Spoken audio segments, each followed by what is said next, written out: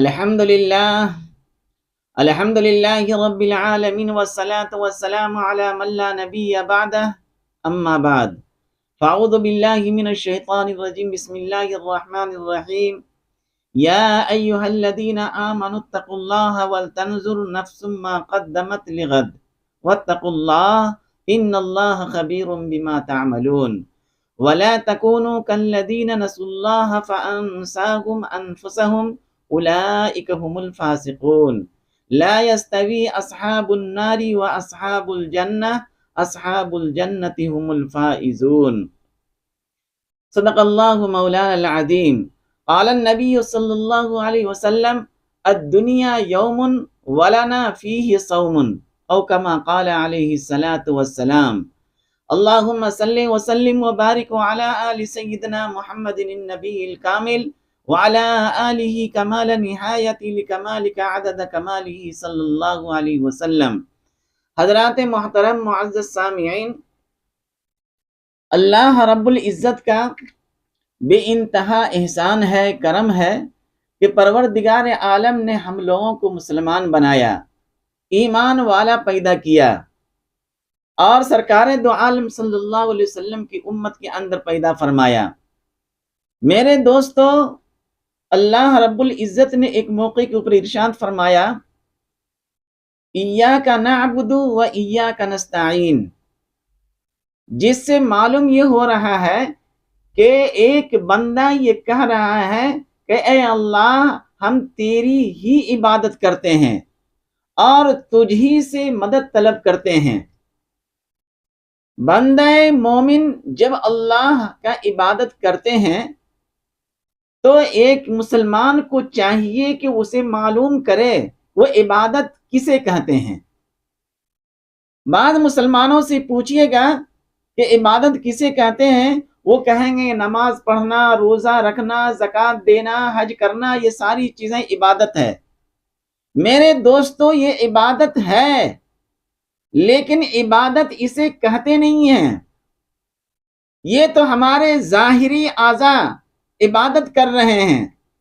آپ جاتے ہیں مسجد اور تکبیر تحریمہ باندھ لیتے ہیں اور کھڑے ہو جاتے ہیں،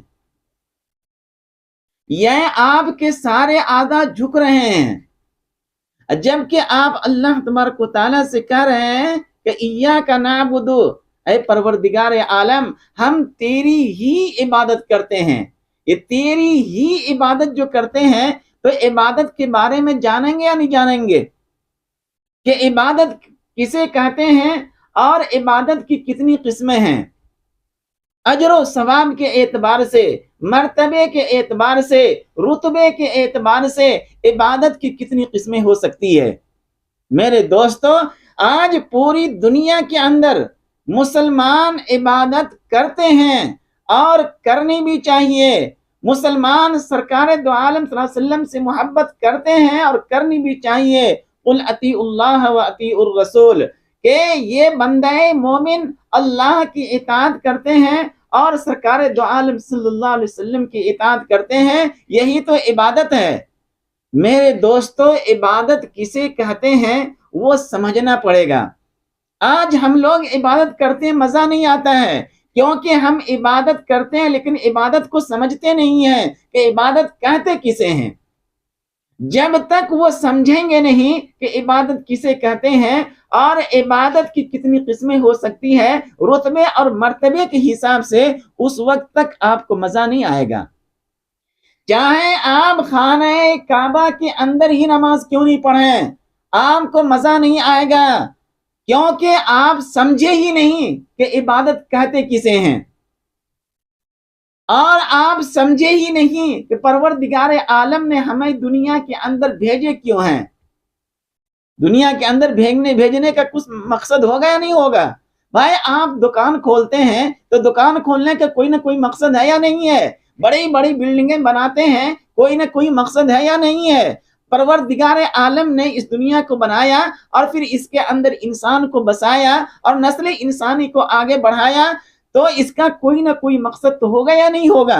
اللہ نے فرمایا وَمَا خَلَقْتُ الْجِنَّ وَالْإِنسَ إِلَّا لِيَعْبُدُونَ، یہ جو لیعبدون ہے کہ جنات اور انسان کو ہم نے اپنی بندگی کے لیے، اپنی عبادت کے لیے پیدا کیا ہے۔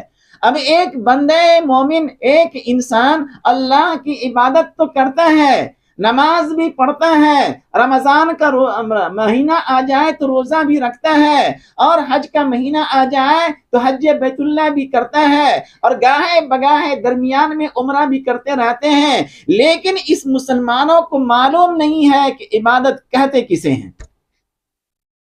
یہ سمجھنا بہت ضروری ہے، ورنہ جیسے کہ کسی طوطے کو کچھ سکھا دیتے ہیں اور وہ سکھائے ہوئے کے اوپر بولتے رہتا ہے، آگے پیچھے وہ کچھ سمجھتا نہیں ہے اور کچھ سمجھنا بھی نہیں چاہتا ہے۔ طوطے کو کیا ضرورت ہے آگے پیچھے کچھ سمجھنے کی؟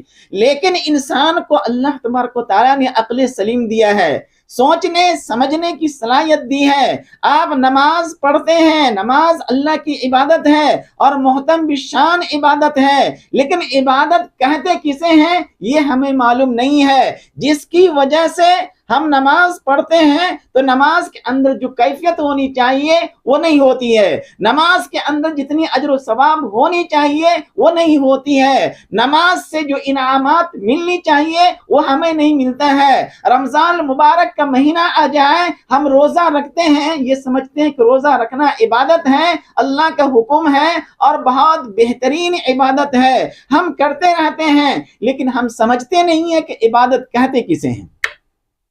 آج معاشرے اور سماج کے اندر بلکہ پوری دنیا کے اندر آپ لوگوں سے پوچھئے کہ آپ جو عبادت کرتے ہیں عبادت کہتے کسے ہیں، جس کی وجہ سے اگر ہماری نماز بھی چھوٹ جائے تو چہرے کے اوپر شکن نہیں آتی ہے، کیونکہ ہمیں معلوم ہی نہیں ہے کہ عبادت کہتے کسے ہیں، ہمیں معلوم ہی نہیں ہے کہ روزہ رکھتے ہیں اور یہ عبادت ہے، عبادت اس کو کہتے کیسے ہیں۔ میرے دوستو، ہم لوگ کیے جا رہے ہیں، خیر اتنا ہے تو کم از کم کیے جا رہے ہیں، لیکن مسلمانوں کو چاہیے کہ وہ ہمارے اکابرین علماء کرام سے پوچھے وہ کہ عبادت کہتے کسے ہیں اور عبادت کی کتنی قسمیں ہو سکتی ہیں، اور جب یہ آپ جان لیں گے، پہچان لیں گے کہ عبادت کہتے کسے ہیں اور عبادت کی کتنی قسمیں بنتی ہیں، تو آپ کو نماز پڑھنے میں مزہ آئے گا، نیکیاں کرنے میں مزہ آئے گا، کیونکہ ہر وہ حکم جو اللہ کا ہے وہ عبادت ہے، ہر وہ طریقہ جو سرکار دو عالم صلی اللہ علیہ وسلم کا ہے وہ عبادت ہے، ہم اللہ کی اطاعت کریں گے وہ عبادت ہے، سرکار دو عالم صلی اللہ علیہ وسلم کی اطاعت کریں گے وہ عبادت ہے۔ میرے دوستو، عبادت تو ہے، لیکن مسلمانوں کو یہ سمجھنی چاہیے، یہ جاننی چاہیے کہ عبادت کہتے کسے ہیں۔ آج مسلمان ان چیزوں سے بے خبر ہے، اسے کوئی مطلب ہی نہیں ہے، جب دل چاہا نماز پڑھ لیا، جب دل چاہا روزہ رکھ لیا، جب دل چاہا نیاز فاتحہ کر لیا، بس ہو گیا۔ بعض لوگ تو نماز کو بھی عبادت نہیں سمجھتے ہیں، وہ یہ سمجھتے ہیں کہ صرف نیاز اور فاتحہ کر لیے بس یہی عبادت ہے، نماز ہم پڑھیں یا نہ پڑھیں۔ میرے دوستو، یہ کیسے مسلمان ہیں؟ اس وجہ سے آج ہم یہ سمجھیں کہ پہلے عبادت کسے کہتے ہیں اور پھر عبادات کے مرتبے کیا ہیں، اس کی کتنی قسمیں ہیں، مرتبے کے حساب سے، عظمت کے حساب سے، رتبے کے حساب سے اسے سمجھنے کی کوشش کریں۔ میرے دوستوں، آئیے ہم دیکھتے ہیں ہمارے اکابرین علماء کرام اس کے بارے میں کیا کہتے ہیں۔ ایک تو عبادت کے میننگ ہوتے ہیں لغوی ڈکشنری کے اعتبار سے، اور ایک عبادت کی میننگ ہوتی ہے شرعی، اصطلاح شریعت کے مطابق۔ تو میرے دوستو، علامہ ابن کثیر رحمۃ اللہ علیہ جو بہت بڑے عالم گزرے ہیں، اور ان کی مائے ناز تفسیر ہے تفسیر ابن کثیر، وہاں پہ فرماتے ہیں والعبادت فی اللغت من الذلہ، لغت کے اندر، ڈکشنری کے اندر عبادت کہتے ہیں اپنے آپ کو اللہ کے سامنے ذلیل کر دینا، اپنے آپ کو اللہ کے سامنے اتنا مٹانا کہ دنیا اور دنیا کی ساری چیزیں ختم ہو جائیں، ضرورت ہی نہیں ہے۔ جب آپ نماز پڑھیں گے تو اپنے آپ کو اس طرح اللہ کی غلامی کے اندر دے دیں جو غلامی کی بالکل انتہا ہو، آپ کسی کی غلام ہیں اور کسی کے یہاں نوکر ہیں تو آپ 8 گھنٹہ ڈیوٹی کرتے ہیں، اور 8 گھنٹہ ڈیوٹی کرنے کے بعد اگر آپ کا مالک یہ کہے کہ تھوڑا یہ بھی کام کر لو، تھوڑا یہ بھی کام کر لو، آپ نہیں کریں گے۔ یہ نہ کرنا اس بات کی علامت ہے کہ آپ غلام نہیں ہیں، اور جبکہ عبادت اسی وقت مکمل ہوگی، اور عبادت اسی کو کہتے ہیں جب ہم اپنے آپ کو اللہ کی غلامی میں دے دیں گے۔ آج مسلمان ایمان لائے ہیں، کلمہ لا الہ الا اللہ محمد رسول اللہ پڑھتے ہیں، اور کلمے کے تقاضے کو نہ جاننے کی کوشش کرتے ہیں اور نہ سمجھنے کی کوشش کرتے ہیں، تو یہ عبادت کیسے کریں گے؟ میرے دوستو، عبادت کہتے اسے ہی ہیں کہ ہم اپنے آپ کو اللہ کے غلامی میں دے دیں، اور غلامی کی بالکل انتہا ہو۔ ایک غلام ہو، آپ کا ایک غلام ہو، اور اسے آپ ایک کمرہ دے دیجئے، کمرہ روم دے دیجئے رہنے کے لیے، تو اس کا کیا مطلب ہے کہ وہ روم اس کا ہو گیا؟ غلام کو رہنے کے لیے دیا گیا ہے کہ جب تک تم ہو تم اس کے اندر رہو، آرام سے رہ سکتے ہو۔ لیکن اب یہ غلام یہ کہے کہ نہیں، اب یہ روم تو ہمارا ہے، اور کل یہ کہے کہ بلڈنگ بھی ہماری ہی ہے، پوری کی پوری بلڈنگ، یہ صحیح ہے؟ میرے بھائی، جب اللہ تبارک و تعالیٰ کے آپ غلام ہیں، اور پروردگار عالم نے آپ کو اس روئی زمین کے اوپر بھیجا ہے اور کہا ہے کہ یہ کمرہ ہے، یہ روم ہے، دنیا کو ایک روم بنائیے، آپ اس روم کے اندر تم رہو، اور جب ہم اس روم کے اندر رہنے لگے تو معلوم یہ ہوا کہ ہم اس روم کو قبضہ کر لیے، اور یہ سمجھنے لگے کہ یہ پوری بلڈنگ، یہ پوری دنیا ہماری ہی ہے۔ میرے بھائی، یہ صحیح ہے کہ پروردگار عالم نے زمین اور آسمان، اور زمین و آسمان کے درمیان جتنی چیزیں ہیں، یخلق ما فی السماوات و ما فی الارض، اللہ تبارک و تعالیٰ نے آسمان و زمین کو انسان کے فائدے کے لیے پیدا فرمایا ہے، یہ بات صحیح ہے، لیکن آپ ہیں کرایہ دار، کیونکہ آپ ہیں غلام، اور یہ ساری ملکیت اللہ کی ہے۔ آپ کو بطور غلام کے ایک روم کے اندر رکھا گیا ہے کہ تم اس روم کے اندر رہو۔ اب آپ کیا کریں گے؟ مسلمان یہ سارے روم کو قبضہ کر لیتے ہیں اور کہتے ہیں کہ یہ بلڈنگ بھی ہماری ہے، وہ بلڈنگ بھی ہماری ہے، یہ دکان بھی ہمارا ہے، یہ ساری چیزیں ہمارا ہے۔ ایسا نہیں ہو سکتا ہے میرے دوستو، کیونکہ آپ غلام ہیں۔ آپ جب تک غلام کے انتہا کو نہیں پہنچیں گے تو آپ عبادات کو نہیں سمجھ سکتے ہیں۔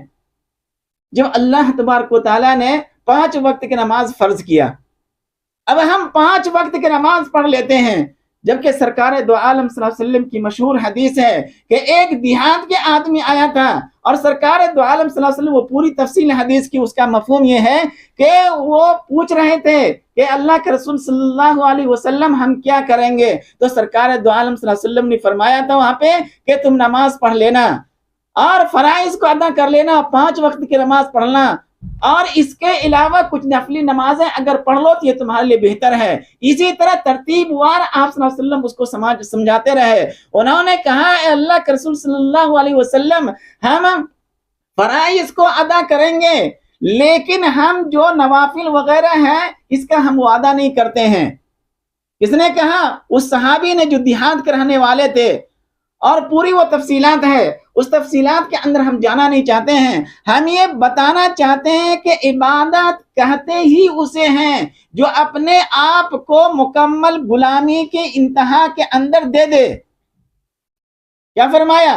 اب نماز پڑھنا ہے، 5 وقت کی نماز فرض ہے، اور فرائض سے پہلے جو سنت ہیں، پہلے بھی سنت ہے، بعد میں بھی سنت ہے، اور پہلے بھی کچھ نفلیں ہیں، بعد میں بھی کچھ نفلیں ہیں، اس طرح ہوتی ہے نہیں ہوتی ہے؟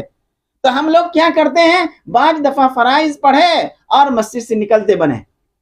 یہ غلامی نہیں ہے، اس کا مطلب یہ ہے کہ یہ مسلمان اپنے آپ کو غلام سمجھتا ہی نہیں ہے۔ آپ جب تک اللہ کی غلامی میں اپنے آپ کو نہ دے دیں گے، اپنی یہ ساری چیزیں، سارے اعضاء اپنی نچھاور نہ کر دیں گے، بچھا نہیں دیں گے، جس کو بولتے ہیں تذلیل، تذلیل جس کو یعنی ذلت کی انتہا تک نہیں پہنچ جائیں گے، اس وقت تک آپ کو عبادت سمجھ میں نہیں آئے گا۔ تو علامہ ابن کثیر علیہ الرحمہ نے فرمایا والعبادت فی اللغت من الذل، لغت کے اندر، ڈکشنری کے اندر عبادت کہتے ہیں کہ اپنے آپ کو انتہائی ذلیل و رسوا کر دینا۔ کھڑے تھے اور اللہ کا حکم آ گیا جھک جاؤ تو رکوع میں جھک گئے، اور اللہ کا حکم آ گیا سجدے میں جاؤ تو وہاں پہ اپنی ناک بھی رگڑ دیے، رگڑے یا نہیں رگڑے، ناک کو بھی وہاں پہ، اس طرح اپنے آپ کو مٹانا، اس کو بولتے ہیں عبادت۔ اور یہاں ایسا نہیں ہوتا ہے، جب ہم نماز کے لیے کھڑے ہوتے ہیں ہمارا دھیان کہیں اور ہوتا ہے، یہ اس وجہ سے ہوتا ہے کہ ہم اپنے آپ کو مکمل اللہ کی غلامی میں دیے ہی نہیں ہیں۔ اس وجہ سے میرے دوستو، ہر ایک مسلمان کو چاہیے کہ مقصد زندگی دنیا کے اندر بھیجنے کا مقصد ہی ہے لیعبدون، یعنی عبادت کرنا اور بندگی کرنا، اور عبادت اور بندگی کہتے ہی اسے ہیں جو اپنے آپ کو ذلیل و رسوا کر دینا، کہاں؟ اللہ کے سامنے، سرکار دو عالم صلی اللہ علیہ وسلم کے سامنے اپنے آپ کو نچھاور کر دینا، جیسا کہ صحابہ نے کیا۔ صحابہ نے کیا یا نہیں کیا؟ آپ حضرت بلال ہی کو لے لیجئے، جب انہوں نے اپنے آپ کو اللہ کی غلامی میں دیا، جب انہوں نے سرکار دو عالم صلی اللہ علیہ وسلم کی غلامی میں اپنے آپ کو دیا، اور وہ مٹ رہے ہیں اور ذلیل و رسوا ہو رہے ہیں اور ان کے مالک کوڑے بھی لگا رہے ہیں، لیکن ذرہ برابر ایمان کے اندر لغزش نہیں آئی، کیونکہ انہوں نے مکمل اپنے آپ کو اللہ کی غلامی میں دے دیا تھا۔ جیسے انہوں نے کہا کلمہ لا الہ الا اللہ محمد الرسول اللہ، انہوں نے سمجھ لیا کہ ہم غلام ہو گئے اللہ کے، اور ہم غلام ہو گئے محمد الرسول اللہ کے۔ اور آج پوری دنیا کے اندر مسلمانوں کے اندر صرف یہی کمی ہے کہ یہ اپنے آپ کو مکمل دیتے ہی نہیں ہیں۔ اگر ہم اپنے آپ کو مکمل دے دیں تو پوری دنیا کے اندر جتنے بھی مسلمان ہیں ہر ایک پکا اور سچا نمازی بن جائے گا، چاہے وہ مسلمان مرد ہو چاہے وہ مسلمان عورت ہو۔ اگر کوئی شخص نماز نہیں پڑھ رہا ہے تو اس کا مطلب یہ ہے کہ وہ اللہ کے غلامی میں اپنے آپ کو دیا ہی نہیں ہے۔ قرآن کے ان آیتوں کو آپ دیکھیں گے، یا ایھا الذین آمنوا اتقوا اللہ ولتنظر نفس ما قدمت لغد، کل قیامت کے دن کو غد سے تعبیر کیا ہے۔ کیوں کیا ہے؟ اللہ نے فرمایا اے ایمان والو اللہ سے ڈرتے رہو۔ یہ ڈر اور خوف کہاں ہے؟ ہے ہی نہیں۔ میرے دوستوں، تو لغت کے اعتبار سے عبادت کسے کہتے ہیں؟ اپنے آپ کو ذلیل و رسوا کر دینا، اپنے آپ کو اللہ کے حکموں کے اندر مٹا دینا۔ دنیا ادھر سے ادھر ہو جائے لیکن اللہ کا حکم نہ ٹوٹے، اس کو بولتے ہیں غلامی۔ اور آج دنیا رہ جائے اللہ کے حکم ٹوٹ جاتے ہیں، اور میرے چہرے کے اوپر شکن تک نہیں آتا ہے، اور ہم کہتے ہیں کہ مسلمان ہیں، ہم کہتے ہیں کہ آقا مدنی صلی اللہ علیہ وسلم کی امت ہیں۔ آپ نہ تو مسلمان ہیں اور نہ تو آقا مدنی صلی اللہ علیہ وسلم کے غلامی کے اندر ہیں۔ یہ اسی وقت ہوگا جب کہ ہم اپنے آپ کو مکمل طور پہ غلامی کو تسلیم کر لیں کہ آج ہم جس بلڈنگ کے اندر ہیں اس بلڈنگ کے مالک اور خالق کون ہے؟ وہ اللہ کی ذات ہے۔ اس کو آپ اپنے دلوں کے اندر بسائیں بھی اور اعضاء و جوارح سے اس کو ظاہر بھی کریں، تبھی نہ سمجھا جائے گا کہ آپ مسلمان ہیں اور اللہ کے حکموں کی اطاعت کرتے ہیں، اللہ کی عبادت کرتے ہیں اور سمجھتے بھی ہیں۔ آج عبادت کرتے ہیں لیکن اپنے آپ کو مکمل غلامی میں دیتے نہیں ہیں، جبکہ اللہ نے فرمایا وَمَا خَلَقْتُ الْجِنَّ وَالْإِنسَ إِلَّا لِيَعْبُدُونَ، انسان اور جنات کو پیدا کرنے کا مقصد ہی یہی ہے، وہ اللہ کی بندگی ہے۔ اور اللہ کی بندگی اس وقت تک تصور نہیں کی جائے گی جب تک کہ آپ اپنے آپ کو اللہ کی غلامی میں نہ دے دیں۔ اس وجہ سے میرے دوستو، عبادات کہتے ہیں، کسے کہتے ہیں؟ اپنے آپ کو مکمل اللہ کی غلامی میں دے دینا۔ یہ تو ہوا ڈکشنری کے اعتبار سے۔ ہاں جیسے کہ کہا جاتا ہے یقال طریق معبد وبعیر معبد ای مذلل، کہ جو غلام ہوتا ہے، اونٹ ہوتا ہے اونٹ، اور اونٹ مکمل غلام ہوتے ہیں اپنے مالک کے، اسی طرح راستہ چلنے والے وہ بھی غلام ہوتے ہیں راستہ کے، طریق کے، اور مکمل آپ ٹرین کے اوپر سفر کر رہے ہیں اور ٹکٹ بھی لے لیے ہیں اور اے سی کا ہے ٹکٹ ہے، اور آپ کہیں گے کہ نہیں ہم تو ٹرین کی غلامی کریں گے ہی نہیں، ٹرین چلنے والی ہے، آپ اس کے پائیدان کو ایسے پکڑ کر کے پلیٹ فارم پہ کھڑے رہیے اور کہیے کہ نہیں ہم ٹکٹ لے لیے ہیں، ہمارے پاس پیسہ ہے، ہمارے پاس دولت ہے، ہمارے پاس شہرت ہے، ہم ایسے ہی کھڑے رہیں گے، ہم ہرگز ٹرین کی غلامی نہیں کریں گے۔ میں ٹرین ایک راستہ ہے جس منزل کے اوپر آپ پہنچنا چاہ رہے ہیں، اور آپ کہہ رہے ہیں کہ ہم ٹرین کی جو راستہ ہے اس کی غلامی کریں گے ہی نہیں۔ میرے دوستو، آپ کو اگر سفر کرنا ہے اور منزل تک پہنچنا ہے، طریق معبد، مکمل راستے کی غلامی کرنی پڑے گی آپ کو، تبھی تو پہنچیں گے آپ۔ اب آپ کو یہاں سے جانا ہے دبئی، ٹکٹ بھی لے لیے آپ، اور پلیٹ فارم کے اوپر پہنچے، کہاں پہنچے؟ ہوائی اڈے کے اوپر پہنچے آپ، اور آپ کو ہوائی جہاز پکڑنی ہے، تو اب آپ کہیں گے نہیں ہم تو اس کے اوپر بیٹھیں گے ہی نہیں۔ آپ پہنچیں گے دبئی، کہاں پہنچیں گے؟ جہاں پہ کھڑے ہیں وہیں پہ رہیں گے آپ۔ تو جس طرح ایک مسافر راستے کا غلام بن جاتا ہے، جب تک آپ راستے کا غلام نہیں بنیں گے آپ منزل تک نہیں پہنچیں گے، پہنچیں گے کبھی نہیں پہنچیں گے آپ۔ اسی طرح ایک اونٹ کو دیکھیے، ان کا جو آقا ہوتا ہے، ان کا جو مالک ہوتا ہے، یہ اونٹ مکمل طور پہ غلامی کرتا ہے، اور ایسی غلامی کرتا ہے کہ ابن کثیر کے اندر ہے ایو مذلل، یعنی بالکل اپنے آپ کو ذلیل و رسوا کر دیتا ہے، کیونکہ اسے منزل کے اوپر پہنچنا ہے۔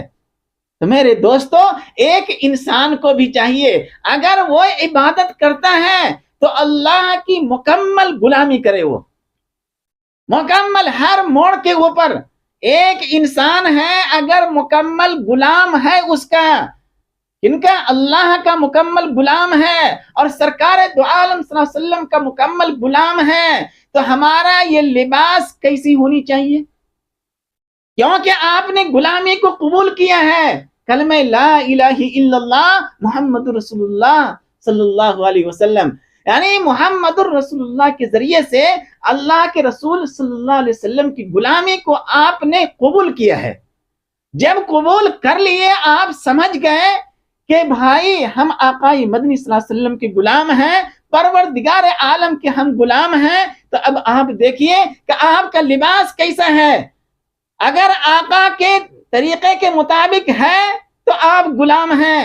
آپ اپنے چہرے کو دیکھیے، آپ اپنے چہرے کو دیکھیے کہ آپ کے آقا کے مطابق ہے یا نہیں ہے، اللہ کے حکموں کے مطابق ہے یا نہیں ہے۔ اور اگر کسی مسلمانوں کا نہیں ہے تو اس کا مطلب یہ ہے کہ وہ عبادت تو کرتا ہے، ہو سکتا ہے کہ شرما شرمی میں کر لے، ہو سکتا ہے کہ مجبوری میں کر لے۔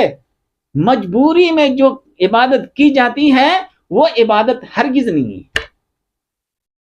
جیسے کہ انگریز نے غلام بنایا نہیں بنایا، اور مجبوراً انگریز جیسا کہتا تھا یہ تمام لوگ ویسے ہی کرتا تھا، بطور مجبوری کے کرتا تھا یا نہیں کرتا تھا؟ ہر ایک کیونکہ انگریزوں کا غلام تھا یہ، اور انگریزوں کی بات مانتا تھا یہ، لیکن بطور مجبوری کے۔ اگر ایک انسان ایسے ہی اللہ کی غلامی کو مانے وہ، اور اللہ نے جو حکم دیا ہے بندگی اور عبادت کا اسے بطور مجبوری کے کرے، وہ عبادت نہیں کہلائے گا۔ اس وجہ سے اللہ کے رسول صلی اللہ علیہ وسلم نے فرمایا کہ تم نماز پڑھو تو نماز کو سیکھو، اور ویسے ہی پڑھو، صلو کما رأیتمونی، جیسے تم مجھے دیکھ رہے ہو پڑھتے ہوئے۔ اب دیکھیے آقا مدنی صلی اللہ علیہ وسلم کس طرح پڑھتے تھے۔ اگر آپ مکمل نہیں کریں گے دل سے، اندر سے، تو سمجھا یہ جائے گا کہ آپ بطور مجبوری کی عبادت کر لیتے ہیں. دل چاہا تو کبھی نماز پڑھ لیا، دل چاہا تو کبھی جمعہ کے اندر آ گئے، دل چاہا تو کبھی عید بقرعید کے اندر آ گئے. یہ کیا ہے؟ یہ تو مجبوری ہی ہے نا، لوگوں کو دکھانے کے لیے، تاکہ ہاں یہ فلاں چودھری بھی، لوگ یہ کہے کہ یہ بھی مسلمان ہے. لیکن وہ مسلمان ہرگز ہرگز نہیں ہے، کیونکہ انہوں نے عبادت کی ہے بطور مجبوری کے، دل سے کیا ہی نہیں ہے. ایک غلام جب غلامی کرے گا تو مکمل طور پہ غلامی کرے گا. وہ کرے گا یا نہیں کرے گا؟ اب مسلمان اپنے آپ کو دیکھے، وہ اپنے آپ کو اللہ کی غلامی میں دیا ہے یا نہیں دیا ہے. اگر دیا ہے تو جب بھی نماز کے لیے کھڑا ہوگا تو دل سے کھڑا ہوگا، اور جب بھی وہ روزہ رکھے گا تو دل سے رکھے گا، چاہے اس کے روزے دار کے سامنے دنیا کے تمام کھانے لا کر کے کیوں نہ رکھ دیے جائیں، وہ ہرگز ہرگز روزہ نہیں توڑے گا. وہ کیونکہ انہوں نے اللہ کے غلامی میں اپنے آپ کو دیا ہے، بطور مجبوری کے نہیں، بطور مجبوری کے دیا ہے، ہرگز نہیں. لا اکراہ فی الدین، دین کے اندر کوئی زور و زبردستی نہیں ہے. جس کا دل چاہے وہ آئے ادھر، اور جس کا دل نہیں چاہ رہا ہے وہ جائے ادھر.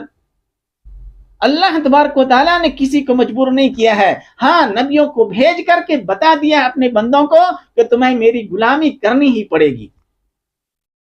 کیونکہ قرآن کے ان آیتوں کے اندر وَلْتَنْظُرْ نَفْسٌ مَا قَدَّمَتْ لِغَدْ، یہاں بھی بتایا ہی جا رہا ہے کہ اے انسان، تم اپنے آپ کے اوپر غور کرو کہ تم کل قیامت کے دن کے لیے کیا بھیجے ہو.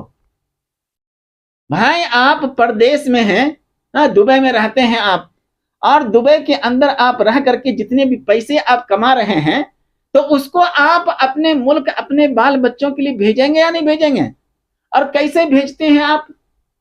وہاں کی جو بینک ہے، اس کے اندر آپ جمع کرتے ہیں، اور پھر وہ ٹرانسفر ہو کر کے یہاں آتا ہے، اور پھر یہاں آپ کے بال بچے اس کو نکالتے ہیں.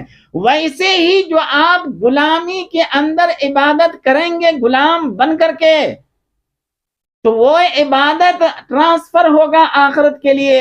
اور جب آپ آخرت میں پہنچیں گے تو وہاں کیا ہوگا؟ وہاں آپ کو ثواب کے ذریعے سے آپ کو ملے گا، اجر کے طور پہ آپ کو ملے گا. تو میرے دوستو، علامہ ابن کثیر علیہ الرحمہ نے فرمایا، یقال طریق معبد، جس طرح ایک انسان راستے کا غلام بن جاتا ہے، اور جس طرح ایک اونٹ اپنے مالک کا غلام بن جاتا ہے، اور غلام بھی اس طرح بنتا ہے ایو مذلل، کہ اپنے آپ کو بالکل ذلیل و رسوا کر دیتا ہے. چاہے کچھ بھی ہو، آپ کو ٹرین کے اوپر بیٹھنا پڑے گا، ٹرین کی اطاعت کرنی پڑے گی اگر آپ کو منزل کے اوپر پہنچنا ہے. تو میرے دوستو، یہ تو لغوی اعتبار سے ہے، اور شرعی اعتبار سے کیا ہے معلوم ہے؟ عبارت عما یجمع.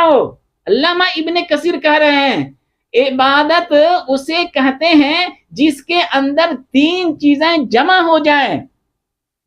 کیا فرمایا؟ اس کو عبادت کہتے ہیں، وہ 3 چیزیں جمع ہونی چاہیے.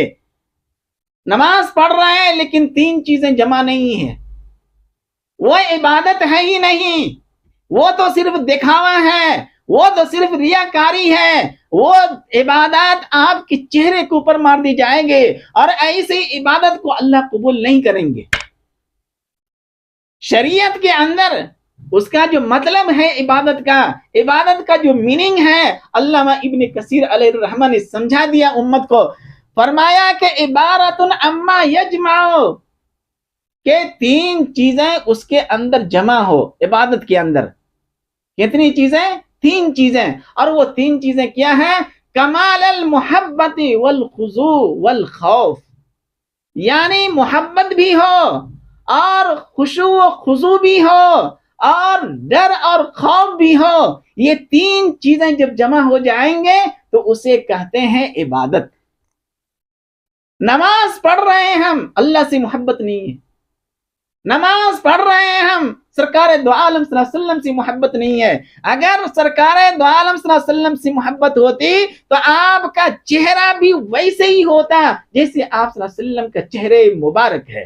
آپ کا چہرہ ویسے ہی ہوتا جیسے کہ صحابہ کرام کا چہرہ ہے. اور آج مسلمانوں کی چہرہ کو دیکھیے، کہیں گے یہ یہود و نصارہ کا چہرہ ہے، یہ دشمنان اسلام کا چہرہ ہے. اور ہماری ماں اور بہن جو گھروں کے اندر رہتی ہے وہ اپنے آپ کو دیکھے کہ ان کا دوپٹہ کس طرح کا ہے. اس کا دوپٹہ ہے حضرت خدیجہ کی طرح، اس کا دوپٹہ ہے حضرت فاطمہ کی طرح، اس کا دوپٹہ ہے حضرت زینب کی طرح؟ نہیں ہے. حالانکہ یہ عبادت کرتی ہیں، نماز پڑھتی ہیں، تلاوت قرآن کرتی ہے، لیکن اللہ سے محبت نہیں ہے، سرکار دو عالم صلی اللہ علیہ وسلم سے محبت نہیں ہے.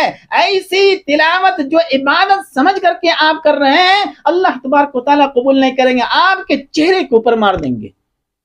آج پوری دنیا کے اندر مسلمانوں کا یہی حال ہے، چاہے وہ مسلمان کہیں کا بھی ہو، چاہے وہ مسلمان عورت ہو یا مرد ہو، ہر ایک اپنے اوپر غور کرے. میں پورے دعوے کے ساتھ کہتا ہوں 99% مسلمان جو عبادات کرتے ہیں اس عبادات کے اندر یہ 3 چیزیں جمع نہیں ہے، اور اگر نہیں ہے تو وہ عبادت نہیں ہے، اس کو عبادت کہتے ہی نہیں ہے. آپ سمجھ رہے ہیں کہ ہم عبادت کر رہے ہیں، لیکن اللہ تبارک و تعالیٰ اس عبادت کو قبول ہی نہیں کریں گے. اس وجہ سے میرے دوستو، آپ جب بھی عبادت کریں تو یہ عبادت کے اندر یہ 3 چیزیں جمع ہونی چاہیے. کمال المحبت یعنی محبت کی بالکل انتہا ہو. اور اگر محبت کی انتہا ہو جائے تو انسان کیا کرے گا؟ دیکھ لیجیے آپ، اگر کسی کو کسی سے محبت ہو جائے تو دیکھیے محبت ہے، اور محبت کی انتہا کیا ہے؟ وہ عشق ہے. جب کسی کو اللہ سے عشق ہو جائے تو اسے رات میں بستر کے اوپر نیند آئے گی. بغیر محبوبہ کے بستر کے اوپر نیند آتی ہے؟ نہیں آتی ہے. اور آپ کو آ رہی ہے، اس کا مطلب یہ ہے کہ اللہ سے صرف ہو سکتا ہے کہ محبت ہو، عشق نہیں ہوا ہے. محبت کا جو انتہا ہے وہ عشق ہے. وہ اللہ سے جب تک عشق نہیں ہوگا اور محبت کمال ہے، محبت کی جو کمال ہے وہاں تک آپ نہیں پہنچیں گے تو آپ کی عبادت نہیں ہوگی. آپ نماز پڑھتے رہیں گے کیونکہ اس نماز کے اندر نہ تو محبت ہے، نہ تو خشوع و خضوع ہے، نہ تو اللہ کا ڈر اور خوف ہے، کچھ بھی نہیں. آج دیکھیے مسلمانوں کو سرکار دو عالم صلی اللہ علیہ وسلم نے ارشاد فرمایا تھا کہ ایک زمانہ آئے گا کہ مسجدیں بڑی ہوئی رہیں گی اور لوگ نماز پڑھ رہے ہوں گے، لیکن ان میں سے پوری مسجد کے اندر ایک بھی نمازی ایسا نہیں ہوگا جو نماز خشوع اور خضوع سے پڑھ رہا ہو. حدیث موجود ہے. اس وجہ سے میرے دوستو، عبادات کہتے اسے ہیں جس کے اندر یہ 3 چیزیں جمع ہو جائیں، یعنی اللہ اور اللہ کے رسول صلی اللہ علیہ وسلم کی محبت بھی ہو، اور جو عبادت آپ کر رہے ہیں اس کے اندر خشوع و خضوع بھی ہو اور پھر اللہ کا ڈر اور خوف بھی ہو. کیسی خوف؟ آپ جب نماز کے لیے کھڑے ہو جائیں یا کوئی عبادت کے لیے کھڑے ہو جائیں تو میرے دوستو آپ یہ سمجھیں کہ یہ ہماری آخری نماز ہے. آپ یہ سمجھیں کہ یہ دن ہماری آخری دن ہے. اور قرآن نے جو کہا ہے وَلْتَنْظُرْ نَفْسٌ مَا قَدَّمَتْ لِغَدْ، غد کہتے ہیں کل کو. آپ یہ سمجھ رہے ہیں کہ قیامت بہت دور ہے اور اللہ کہہ رہے ہیں قیامت کل ہی ہے. کیا کر رہے ہیں؟ کہہ رہے ہیں اللہ قیامت تو کل ہی ہے. حضرات مفسرین نے فرمایا کہ جب انسان مر جاتے ہیں، قبر کے اندر اتر جاتے ہیں تو وہاں سے ان کے اوپر قیامت کے آثار شروع ہو جاتے ہیں. موت آتے ہی اور اس جسد انصری سے روح نکلتے ہی قیامت کے آثار شروع ہو جاتے ہیں. اس وجہ سے اللہ نے یہاں لفظ غد لا کر کے یہ بتا دیا کہ اے مسلمانوں تم اللہ سے ڈرتے رہو. کہاں ہے ڈر؟ نماز پڑھ رہے ہیں، اللہ کا ڈر ہی نہیں ہے، اللہ کی خوف ہی نہیں ہے. اگر ڈر اور خوف ہوتا تو ہم نماز کو صحیح کرتے یا نہیں کرتے؟ ڈر اور خوف ہوتا تو ہم مسائل کو جانتے یا نہیں جانتے؟ علماء کرام سے رجوع کرتے یا نہیں کرتے؟ ڈر ہی نہیں ہے، اللہ کا ڈر ہی نہیں ہے.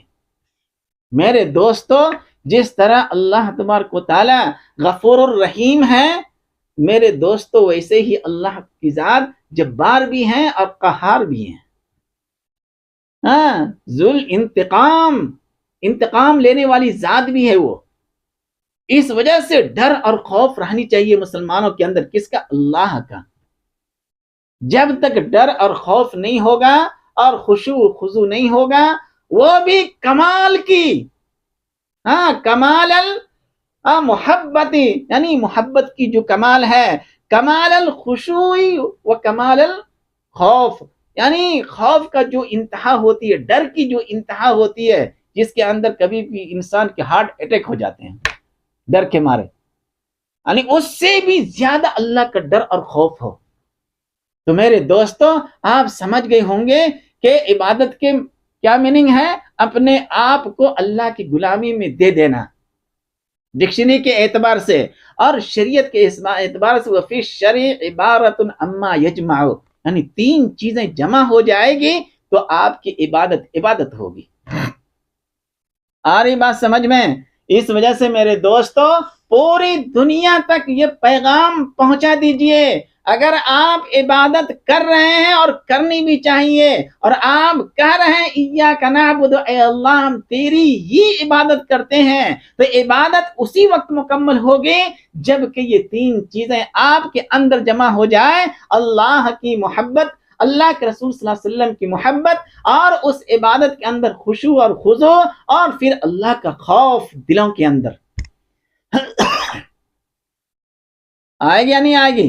بات سمجھ میں آ رہی ہے کہ نہیں؟ تو میرے دوستو، اسے کہتے ہیں کیا؟ عبادت۔ سمجھ گئے آپ عبادت کسے کہتے ہیں؟ اپنے آپ کو مکمل اللہ اور اللہ کے رسول صلی اللہ علیہ وسلم کی غلامی میں دے دینا۔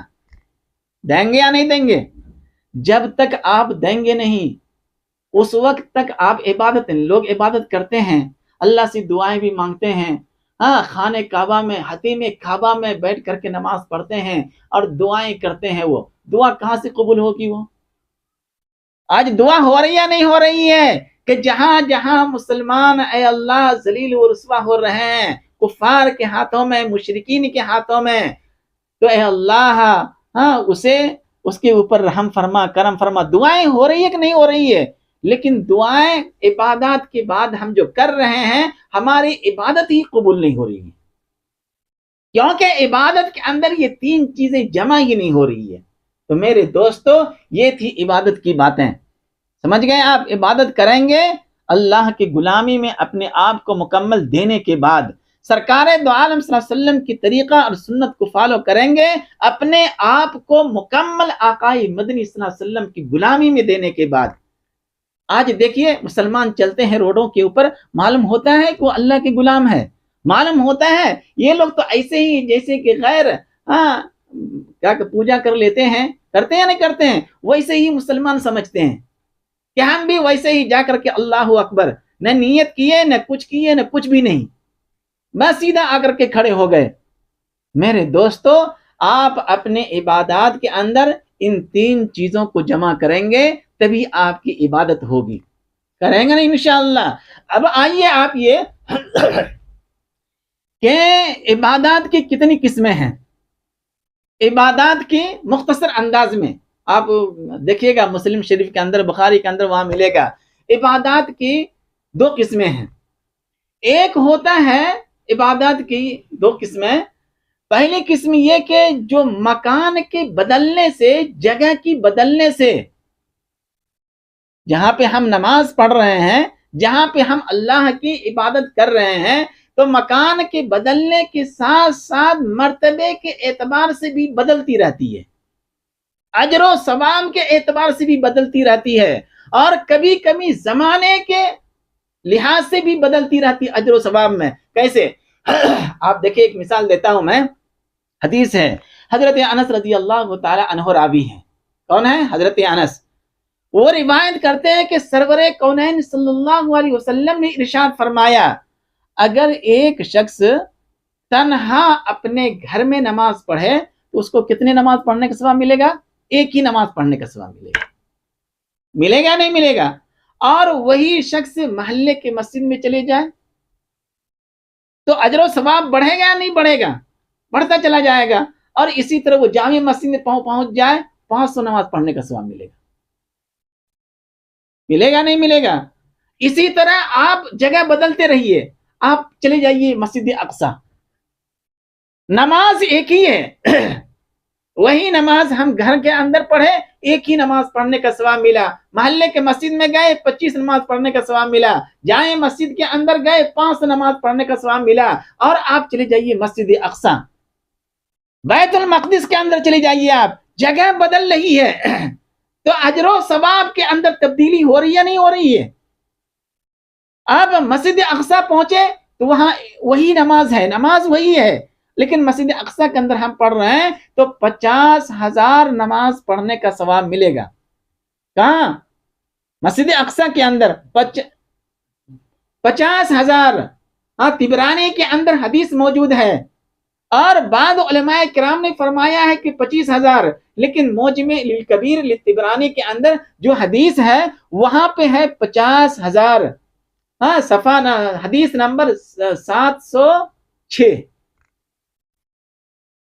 7006 حدیث نمبر کتنا ہے؟ حدیث نمبر 7006۔ وہاں پہ لکھا ہوا ہے کہ 50,000 نماز پڑھنے کا ثواب ملے گا مسجد اقصی کے اندر، اور وہی نماز آپ چلے جائیں پڑھنے کے لیے خانہ کعبہ کے اندر تو فرمایا 1,00,000 نماز پڑھنے کا ثواب ملے گا، اور پھر مسجد نبوی میں صلی اللہ علیہ وسلم وہاں پہ پڑھیں تو وہاں کی بھی روایت ہے کہ 50,000 نماز مسجد نبوی میں بھی پڑھنے کا کتنا ملے گا؟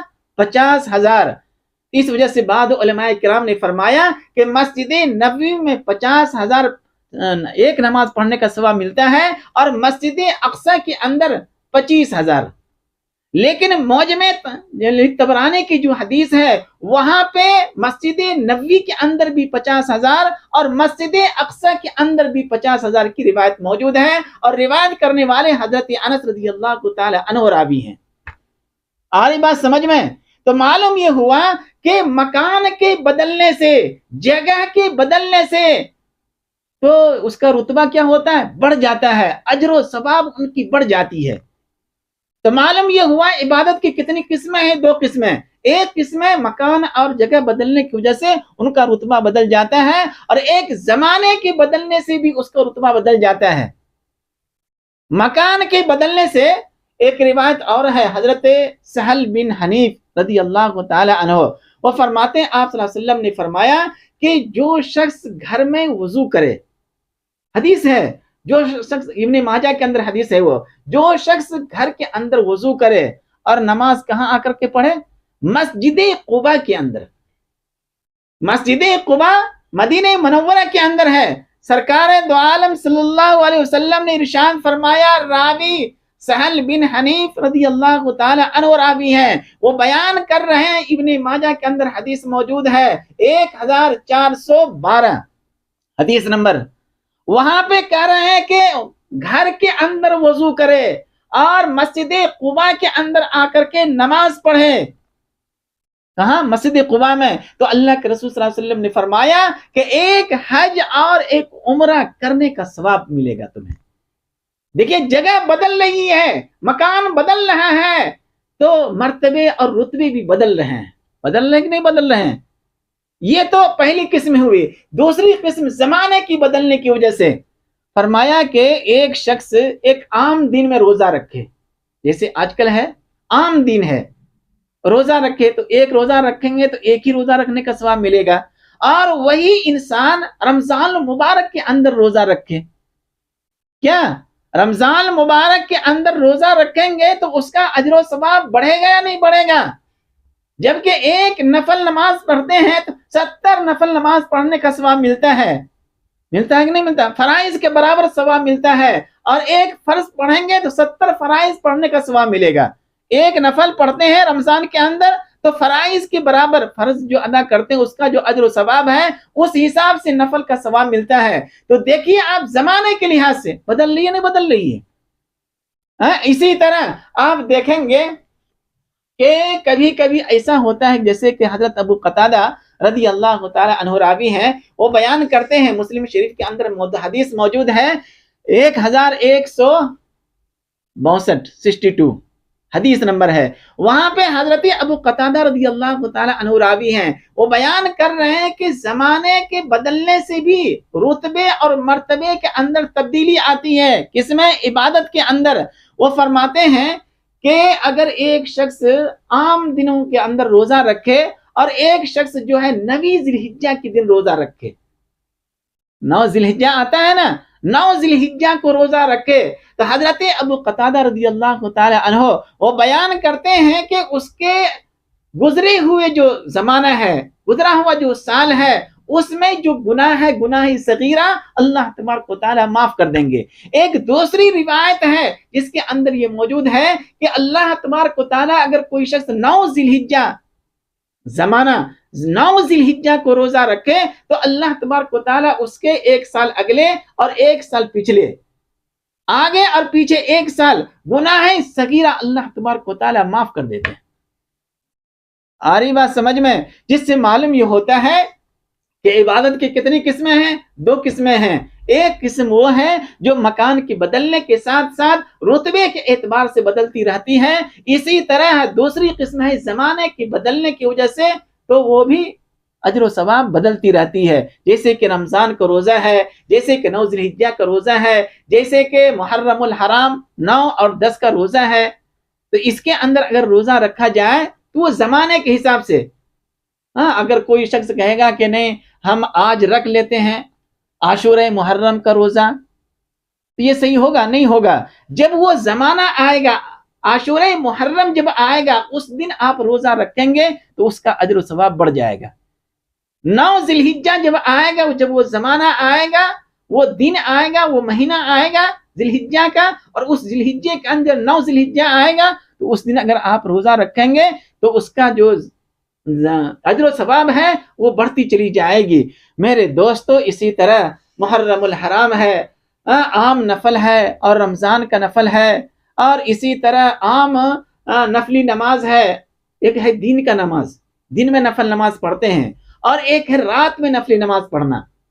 رات میں جیسے کہ تہجد ہے، فرائض کے بعد سب سے جو بہترین نفل کی نماز ہے وہ رات کی تہجد کی نماز ہے۔ تو زمانے کی بدلنے کی وجہ سے نماز کے اندر جو رتبہ ہے، جو مرتبہ ہے، جو اجر و ثواب ہے، وہ بدلتی رہتی ہے، بڑھتی رہتی ہے۔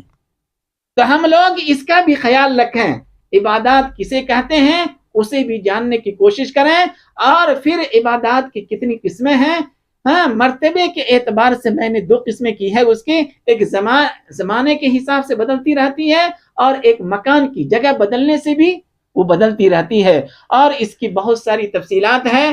آپ دیکھیں گے معجم للکبیر کے اندر، اور آپ دیکھیں گے مسلم شریف کے اندر، آپ دیکھیں گے طبرانی کے اندر، تو یہ ساری باتیں آپ کو آ جائیں گے سامنے، اور آپ جا کر کے دیکھیں گے علامہ ابن کثیر رحمۃ اللہ علیہ کی کتاب، وہاں پہ بھی عبادات کی جو لغوی معنی ہے اور عبادات کسے کہتے ہیں، علامہ ابن کثیر رحمۃ اللہ علیہ نے بہت اچھی طرح سے سمجھایا ہے۔ آپ وہاں پہ بھی جا کر کے سمجھنے کی کوشش کر سکتے ہیں۔ دعا ہے کہ اللہ تعالی ہم لوگوں کو کہنے سننے سے زیادہ عمل کرنے کی توفیق عطا فرماوے، آمین۔